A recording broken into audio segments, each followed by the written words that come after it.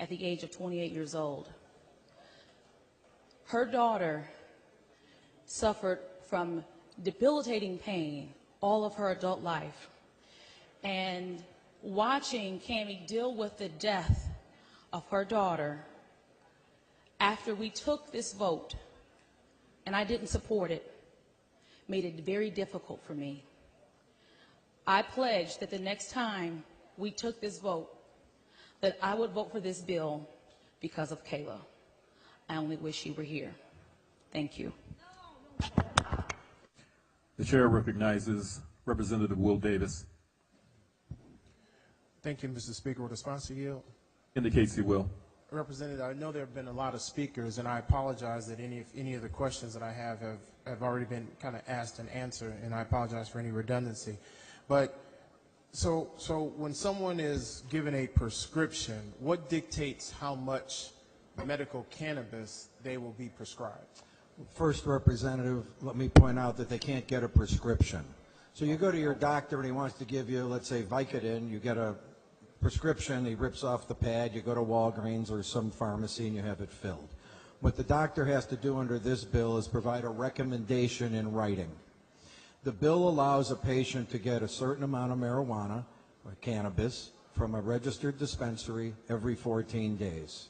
And that's what the bill allows. So the amount that will be recommended, is it in ounces? Is it in number of cigarettes? Or how is that going? It's in ounces, and it isn't necessarily in cigarettes. And so many medical marijuana users don't smoke it ever. Many of them cook with it. Many of them vaporize it and inhale it. Those that cook with it need a lot more than those who smoke with it. Well, but the recommendation doesn't take into consideration how an individual will ingest it. No, it doesn't. It's just suggesting that this is how much they can have. So we took what we felt was a number that mirrored what some other states are doing, talked to some people, frankly, who use the product, some experiences from other states, and came to a number. Okay. I mean, but the bill doesn't really go into that specificity, does it? The bill says 2.5 ounces every 14 days. Every 14 days? Yes. 2.5 ounces. But the doctor could recommend less, or the doctor could say you can have the 2.5 ounces. That'd be up to the doctor. That's 2.5 ounces is the maximum. So. That's correct, sir. Okay. So when we distinguish what we're calling medical cannabis or medical marijuana, it's just marijuana like we find grown out on fields or whatever, and sometimes in an illegal way, but it's just used for a medical purpose, right? So it's not any special type of brand or blend or, you know, and the reason I kind of ask it that way is that if anybody's ever visited California and have seen people with their prescriptions, they have very interesting names, green rhino or, you know, all kinds of crazy names as if to say it's different strengths, different potencies, or whatever the case may be. So we're not talking about anything like that. We're talking about marijuana as we know it, and is just being used for a medical purpose, correct? That is correct, although I am quite certain that some of the growers will end up being specialty growers, where they will have different strains that they grow. Some might be more potent, some might be less potent, but we know this, they will be regulated, and the marijuana will be pure and clean and is not the kind of marijuana that you might buy in a back alley someplace and you don't know where it came from. Okay, but when you talk about potency, that could be more potent or less potent, how will a doctor know? I mean, help me to understand that timeline. So a doctor suggests that they recommend that they can have some. Now I can take that recommendation to a grower.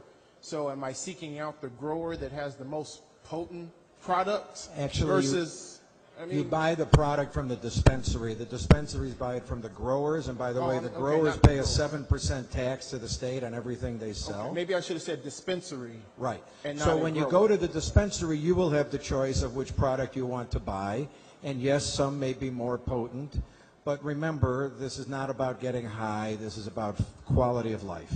Well, and I appreciate you saying it's not about getting high. Obviously, for those that are recommended to buy it for their purposes, and this kind of leads into my next statement, if you will, there is possibility that this still could be abused, because even if someone who purchases it for a medical purpose, and we don't want to take anything away from that purchase, but it is still possible that it still can be abused in some way. You know, if you have someone who is home and has a caregiver, you know, that caregiver, I mean, we've seen theft and other things happen with caregivers, unfortunately. So this could be something that could be abused in some kind of way, correct? I suppose the caregiver could use the patient's marijuana and do whatever they want with it, but two things. First, then the patient won't have any because they're limited by how much they can buy. And secondly, I don't think we can craft laws with the assumption that people will abuse the law. And if we did that, there isn't any law we pass here that we could count on. Fair enough, Representative. So my last issue, which may be a little different in some respects, involves possession issues. So if you'll bear with me, let me offer a scenario. So you have a prescription and I'm your friend. I give you a ride somewhere, and when I drop you off, unfortunately, you leave your pouch in my car. So I drive off, and for some unfortunate reason, I get stopped by the police. Police decide that I'm the guy whose car they want to search for whatever reason. They find your prescription with your name in you mentioned a sealed tub that it will be carried in, and they ask me what this is, and I go, it's Mr. Lang's prescription for, or not prescription, but recommendation or his product of medical marijuana. And they go, really? You sure this is not yours? I said, I can assure you it's not mine. Tell you what, why don't I arrest you for possession, and then you can prove this at some point down the road. So I go to jail, I bail out, I go to court, hire an attorney, and then you come to court and prove that it is indeed yours, not mine, and then the case gets dropped. So now I've dealt with the legal system, I've spent money to get out of jail and hire an attorney, and now the possibility that some parts or aspects of my life could be impaired because now I've got maybe a possession charge on my record that I now have to, and maybe if the court drops it, maybe it goes away. I don't know. I'm not a lawyer or a prosecutor in that respect, but it creates some scenarios that now I have to deal with. Am I wrong in any of that? This is no different than any other scenario that we can put together. So if your friend has a legal gun and they leave their gun in your car, which doesn't even have their name on it, then the same scenario could play out. But considering that the law requires intent, I really don't think that's going to be an issue. Could some overzealous police officer go too far? I suppose so. I suppose it could happen. In the same way, if you had a friend that had any other product, gun or other pharmaceuticals or whatever that they might accidentally have fall out of their person and leave in your car. Okay, so in your way, this is no different than anything else. So there's no particular provision that would specifically address this. I'll just have to deal with it accordingly. You know, that's true. And if a person left an open bottle of alcohol in your car, we would have the same scenario play out. And that happens every day. It still requires intent. It still requires that they have enough information to bring you in. And I just, while I recognize that the scenario you just put together for us is conceivable, I don't think it's likely. Okay, thank you very much. Thank you, sir. The chair recognizes Representative Mell. Thank you, Mr. Speaker and members of the House, to the bill. And just real quickly, I wasn't going to speak on the bill, but with all this talk and everything, I just want to say I've been taking a pain pill now for every day since August 5th as a result of some surgeries I had and some chronic pain since then. And 2 weeks ago I had a surgery, and I think it's going to correct that, and so I can get off this medication. But for a second there, or more than a second, there's a real panic that comes in because it's like I can't live with this pain, but I can't keep taking these pills. And I got to tell you, it's real and it's scary. And if we can pass this bill and we could offer some relief to people who are in chronic pain, then we should do it. And I applaud the sponsor, and I absolutely love how this body is quiet when people are speaking on an important bill like this. And I'm just really happy to see, hopefully, the passage of this bill. Thank you. Representative Franks, for what reason would you like to be recognized? Out of the record. Representative Lang to close. Thank you. Thank you, Mr. Speaker. Ladies and gentlemen, I appreciate the debate, those who are for, those who are against. One thing I know, this is a bill we worked very hard on, and even those of you who were prepared to oppose it today have indicated this is the best bill you've seen. We've worked very hard. I see Senator Hayne in the chamber, and I want to thank him for his efforts. And I thank all of you for putting up with a lot of conversation about this over a long period of time, but this effort has been about the patients. This effort is not about Lou Lang passing a bill. It's about the patients, providing them a quality of life. Ladies and gentlemen, in the last poll that was taken nationally, 83% of Americans from all over the country, that's the whole country, believe that people ought to be able to use medical marijuana under the direction of their doctor, 83%. And we ran some random polls in districts around the state, and in no district was it under 60%. Even some of you that are from the most conservative districts, in no district was it under 60%. Our goal here is simple, to provide a quality of life to people with a product that can't hurt them. Today, the products they're taking are hurting them. They're killing them. They're becoming addicted to them. As I said before, more deaths in this country from drug overdose than from traffic accident in the last years. And so this is a bill that is true to its title. It's about compassion. And I don't say anyone that votes no is not compassionate. Everyone on this floor has compassion. Everyone on this floor cares about their constituents and people that are ill. The question is, will we get beyond the political? Will we get beyond old theories about what cannabis is? And will we focus in on what the bill is about? Helping sick people have a quality of life, to take care of their kids, to go to work, to live some kind of life, whether they're just in pain or whether they're terminal.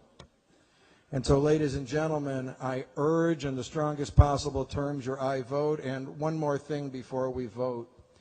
Many of you on this floor told me that you wanted to be the 60th vote. Don't do that. Don't wait. If you wait, it'll be 50 votes. But if everybody on this floor who promised me they would go green do so the instant the bell rings, this bill will pass. I beg and urge your aye votes. Then the question is, shall House Bill 1 pass? All those in favor vote aye. All those opposed vote nay. The voting is open. Have all voted a wish? Have all voted a wish? Have all voted a wish? Mr. Clerk, take the record. On this question, with 61 votes voting aye, 57 voting nay, none voting present, and this bill receiving a constitutional majority is hereby declared passed.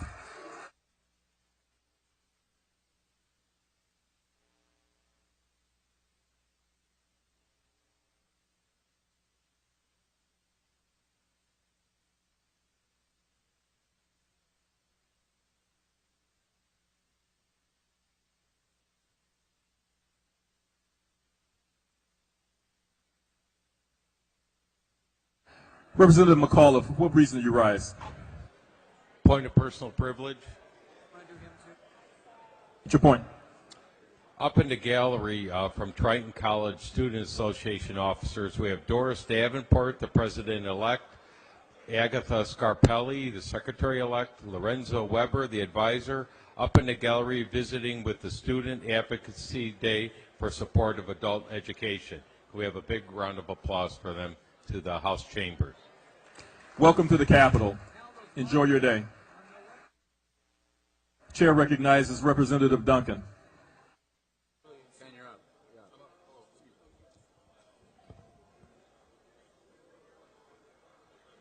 Representative Duncan, you wish to be recognized?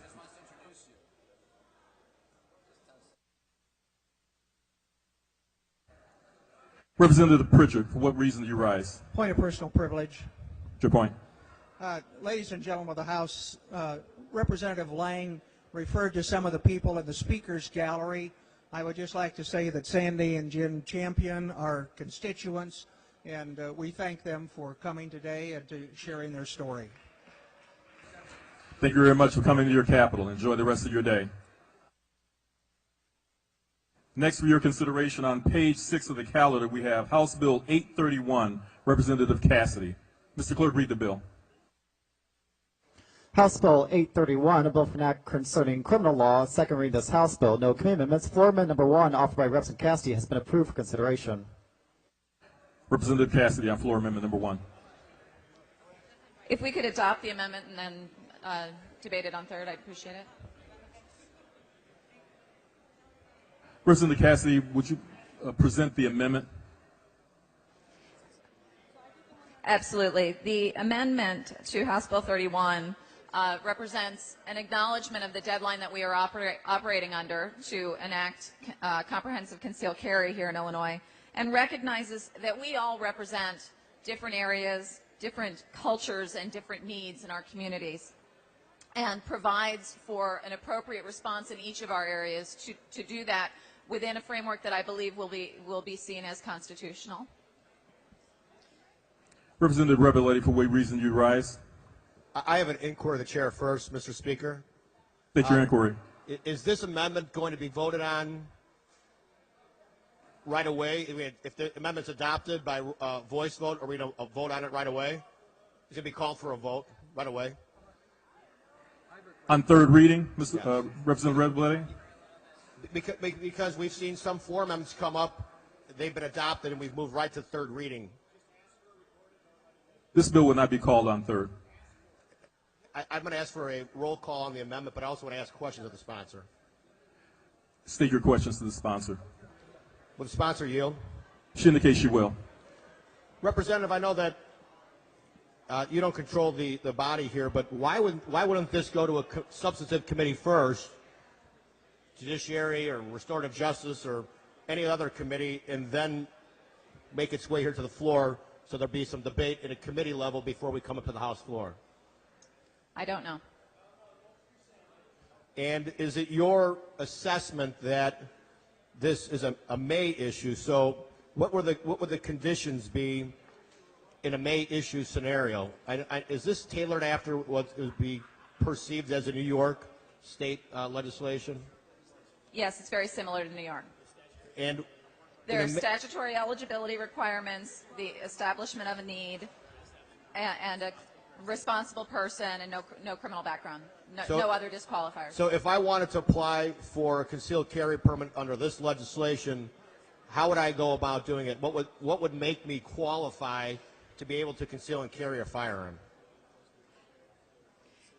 Depending on where you live, you would either submit it to your local sheriff, or if you're in the city of Chicago, to CPD, who would first establish the question of need, and then your background check would go to ISP. Are there, in this amendment, is there a list of items, we'll call it a checklist of sorts, that this is what the qualifications would be for a certain condition? Maybe I'm a victim of a domestic battery and I need protection in that respect, or I've been stalked, or what are the conditions that would allow me to be certified for this May carry permit? What would my sheriff look at? You would need to demonstrate a particularized need for the license, such as exposure to unusual personal danger distinct from that of other members of the community. There is not an exhaustive list that describes what those things would be, just as as I said in my opening, our communities are different. Since you're establishing danger distinct from other members of your community, it would be unique to your community. Why is it that you're choosing the sheriff of each county to be the person that makes that determination? Why wouldn't it be the local police chief, the state's attorney, the attorney general? Why wouldn't it be somebody else? Why is it each sheriff? Because one of my concerns is that you're going to have 102 different sheriffs, and then then you have superintendent of the Chicago Police, so you have 103 people, being, I guess, very subjective as to what may qualify in Cook County or may not qualify in Cook, would qualify in Coles County. Are you concerned about this being very subjective and not uniformly applied across the state? Local police are statutorily authorized to weigh in. The sheriff is the most consistent body across the state, and given the sheer volume in the city of Chicago, adding CPD in made the most sense. Have you had an opportunity to talk to your sheriff? I haven't had a chance to talk to my sheriff about this, but I can't imagine that Sheriff Dart or Sheriff Saruba would have the resources to then process all this paperwork. Is there going to be funding? Is there going to be funding going to the sheriffs to process the paperwork and make the final determination? A portion of the fee would be attributed to the sheriffs to administer it. Do you have any idea how many more employees that the Cook County Sheriff would need to conduct this program? Just like with prior versions, there are 6 months to implement in order to establish those needs. And I appreciate that. I know that our sheriff wants to hire more deputies and put more on the street. I can't imagine that the superintendent of Chicago Police, I know the mayor of Chicago want to put more police on the street. I have a general concern, and I don't know if you share this, Representative, is that wouldn't this actually take police officers off the street to be doing paperwork and doing processing instead of being out dealing with the gangs and the drug dealers? No, it would be. I believe it would be a separate department established with the funding from those fees. What if is a sheriff subject to any type of lawsuits then, based on the fact if I'm denied a permit, what is my appeals process? Do I appeal to a circuit court? Where do I go to appeal if it's a denial? Just as under the FOID card, the appeals process goes through the state police. And how do I file? What would I file with the state police? Is there a motion I would file? I mean, where do I go to District 5, depending where I live? There'd be an District 15? administrative hearing subject to judicial review. Where would those administrative hearings be held? In Chicago? Springfield? I think that would depend on your location, established by the department. And again, we have 6 months in order to work that out. No, and I appreciate that, but in some of the rural areas, I don't know where the hearings would be. So I don't know if it's going to be Carbondale, Chicago, and Springfield. People may have to travel 100 miles to get to a hearing. Is that Once again, we would have 6 months to establish the best practice that's going to serve people in the most appropriate way. And it's the same practice that we have under the FOID Act now. Once an application is filed with the sheriff, how long do they have to render their decision? The sheriff has 30 days, and the state police has 90 after the local decision. So basically, the sheriff is signing off on it, but the final approval comes from the Illinois State Police? The sheriff is signing off on the distinct need. Yes. What makes the sheriff qualified to make that determination versus anybody else? I know that you keep going back to it, I know that New York does it, but what makes the sheriff that individual that we would put all the trust into? Not that I don't trust the sheriffs, but what makes them that entity that makes the final determination? In each community, the sheriff is going to have the best understanding of the questions of personal safety in their community. Is this an end around to keep Cook County into a may issue, and then everybody else would be more of a shall, so downstate would probably be more liberal with their concealed carry permits versus Chicago and Cook County could basically deny every permit? Is that really what this is? As I said, what this will allow is for us to acknowledge that our state contains many different cultures, many different communities with different needs, different characters, and does not require a one-size-fits-all approach. And we're still waiting to become the 50th state to have conceal and carry, and other states have done it. Don't you agree, Representative, that this is not consistent with the Seventh Circuit's decision in the appellate court, that this should be a shall issue, not a may issue? The Seventh Circuit did not specifically say that we needed to have a shall issue. 4 other appellate courts have upheld may issue, and the Supreme Court recently denied cert in the challenge to the New York law, and I think that sends a good message that we have a good opportunity here to find a solution that will work for all of us. I guess, Representative, that's where you and I would disagree, because I believe that the Seventh Circuit said it's a shall issue and not a may issue. I'm going to listen to some of what other speakers have to say about this, but I believe this is really just an end around what the Seventh Circuit has stated we should do by June 8th or June 9th. I think we're going to find ourselves right back in the same trick bag. We'll be right back to constitutional carry.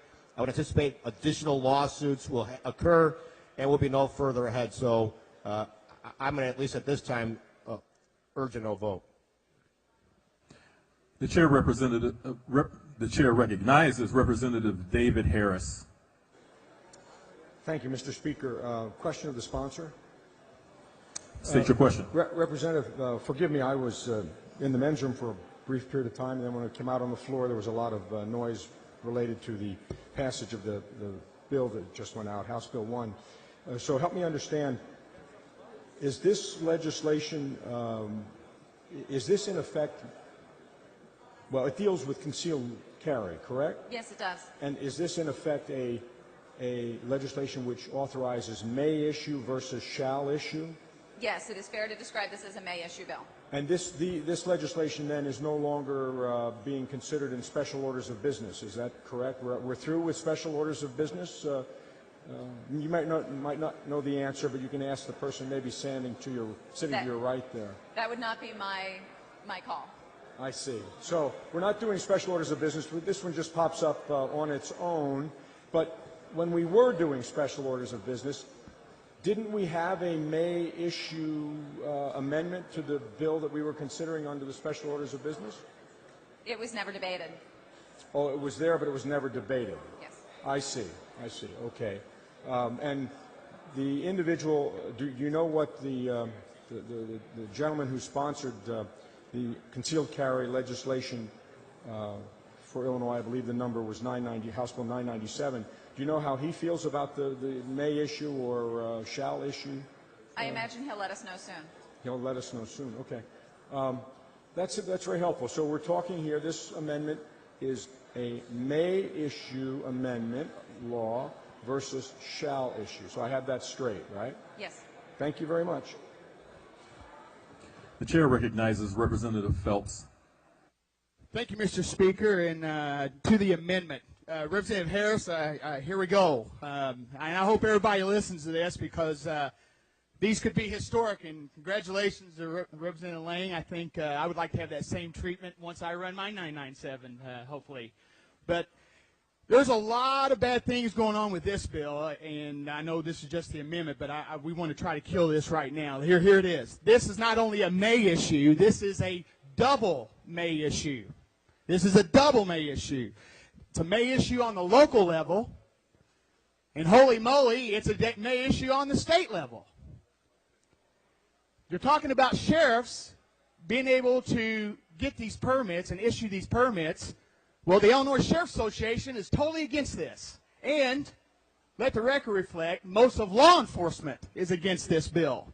Therefore, our version of the concealed carry bill.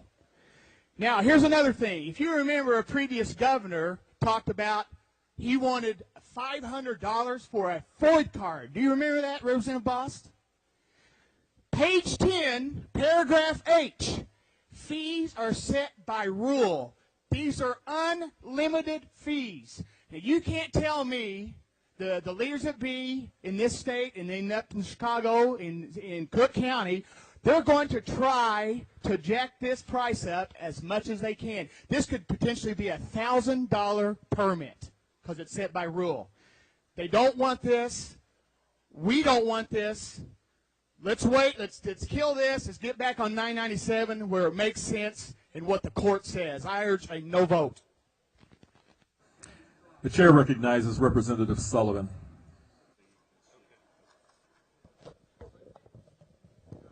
Thank you, Mr. Speaker. To the bill. Ladies and gentlemen, today is the day. Today you get to start to finally enact legislation that will cover the citizens of our state. a lot has been said, but I do want to have a couple things to look at. Within this legislation is embedded a couple things. First off, give me 2 seconds. Beyond who can issue the license, it also says you have to have a particular need for the license. And I ask you, when your life is in danger, when do you have a particular need? So we're going to start defining winners and losers within this licensure on whether you're safe or not safe. That is fundamentally flawed within our Constitution, and so this will be thrown out for that very reason. I believe it was said that the Sheriff's Association is in support of this bill. The Sheriff's Association is not in support of this bill. They do not want to be issuing these things on a sporadic basis, and that's what this exactly will do. Do you want your family members to be investigated? Because under this legislation, well, you have to go through certain checks. It gives the state police authorization to look at your family members. Do you want to put them through the harassment for you to be able to have a concealed carry permit? I don't think that's what we want to do or should be doing. Ladies and gentlemen, the previous speaker talked about the fees. The next bill you will see will be the good bill, and we have fees that are reasonable. We have come a long way on the fees to take care of the state police for mental health records that all of us want. We don't know what the fees are going to be here. Are they going to be $500, $1,000? We don't know. And lastly, there's wording within this legislation that the state police say we don't have to implement it till all of our concerns have been satisfied. Well, what would those concerns be? Do we want to have such broad language that says all of our concerns have been satisfied? Ladies and gentlemen, I believe this is an unconstitutional bill. We do not want to go to June 9th and not have any type of protections for concealed carry. That's what this bill will do. Today's the day. You have another bill coming. I advise everybody to vote no. Thank you. The chair recognizes Representative Bost. Thank you, Mr. Speaker. Will the sponsor yield? She indicates she will. Do you feel like this is a substantive piece of legislation? It really does have some, I mean, quite a bit of language in it, correct? Yes. Then why in the world is it a floor amendment? Why in the world did it not go back to committee? Let me tell you that, and the leader's going to tell you, I voted for this out of rules because I didn't realize it. My goodness, you know, that was my mistake. That sometimes Rules Committee moves very quickly. My gosh, people. Don't you think that the people of the state of Illinois are tired of seeing something like this? We have rules, and yet you bring something that should be just a floor amendment. Floor amendment should be some technical, small change that we